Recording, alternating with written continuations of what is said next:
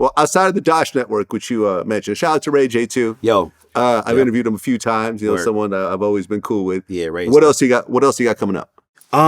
Man, that you know, I made that my primary focus, which was to focus on the Dosh Network. I mean, music is always going to be right there. I also just got back from Boston because I'm shooting a reality show called Bachelor to King. It involves dating, but it's really more of it's showing my transition from a bachelor to a king and the different things that I may walk through, right? Learning, you know what I'm saying? It could be showing me in therapy. It could be showing me, you know, interacting with a girl. It can be showing me just really like documenting my life. So I'm working on that show. It's called Bachelor to King. We just started shooting it. I'm really excited because it'll be out next year. And just create my own platforms. Instead of sitting back waiting for people to give me opportunities, I go out and I create my own opportunities. You know what I mean? So that's pretty much my primary focus. And just bettering myself, eating cleaner, working out, you know what I'm saying? I want to live long, you know what I mean? But, you know, hands down, the Dosh Network is definitely my primary focus right now. So everybody, we're about to launch pretty soon. So you guys can go pre-subscribe now because we got some really great content that's going to be really good for the culture. No shots fired, but I don't think we should be seeing people fight on TV all the time. I think I think there's so much great content out there in the world to where we don't have to see people fighting. You know what I'm saying? But people like Jerry Springer, so I see why it's going.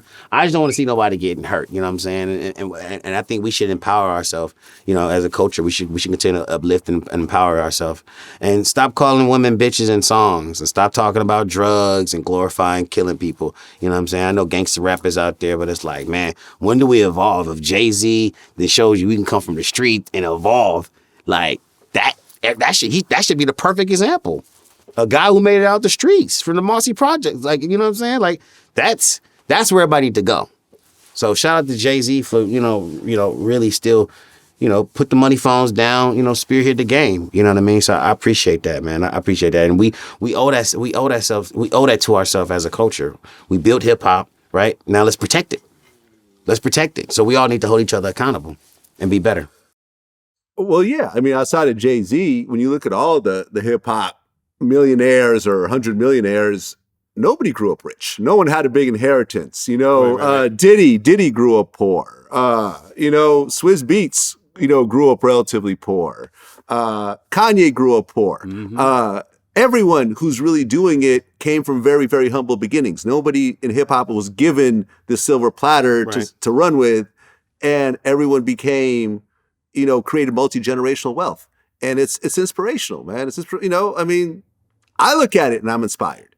So, you know, at the end of the day, man, like what you guys created really out of nothing, just an idea, a couple of young kids who created this legacy that 20 years later, people are still talking about it. You got these shows that are generating tens of millions of dollars year after year off of this idea that you guys just came up with and these songs that you guys sang and performed and helped write and so forth. Yeah.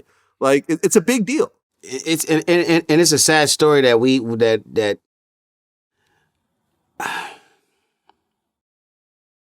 Boog hit me the other day and he's like, bro, life's too short for us to be holding any grudges. And me and Boog be going through stuff all the time, right? Like behind closed doors. Like people don't know this, but like me and Boog got into a fight recently. An actual fist fight? A fist fight. Over what?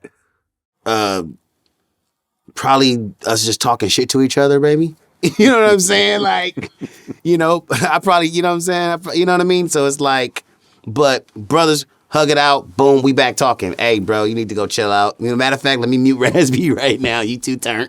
You know what I'm saying? But my brothers love me. You know what I'm saying? We're at that space, and I would welcome Amari in that space. I mean, we even have Fizz even wrote a nice group chat on Instagram with the four of us in it. Amari didn't reply. That means he just doesn't want to engage. You know what I'm saying? So I don't really know, man. I hope it works out. Well, look, man, you and I have always been good. Since our first interview, we've kept in touch over the years. You know, I'm glad we finally got to do this, the second interview, but you already know what it is. You know, I mean, we've always supported each other both ways.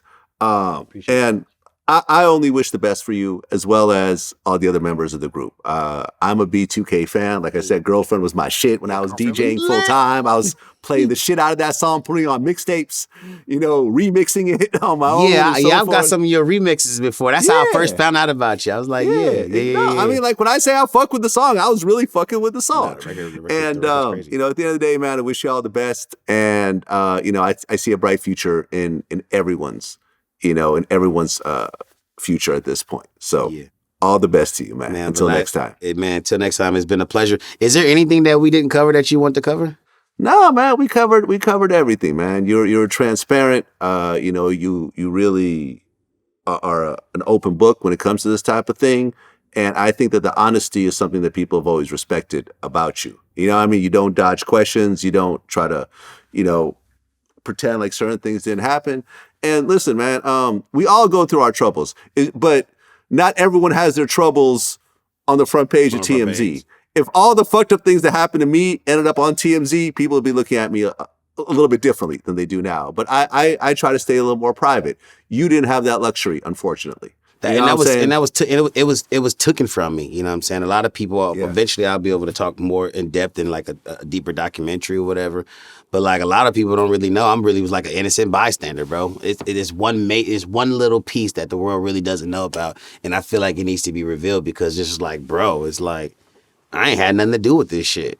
You know what I'm saying? So, but man, much love and peace and blessings to my family, to my friends, to everybody out there. Let's just continue to move and operate in love. If I did something wrong, forgive me. Once again, every day's a new day, so let's start fresh and let's keep it pushing. Vlad, it's always a pleasure, man. I appreciate the opportunity. Sorry I was late last time, cuz. It's all good. It's all good. We made it right this time. My man. guy, I appreciate remember, J-Boog, man, we need you on Vlad TV. I'm going to text him right now. Text him right now. Let's set it up. Until next time. Peace.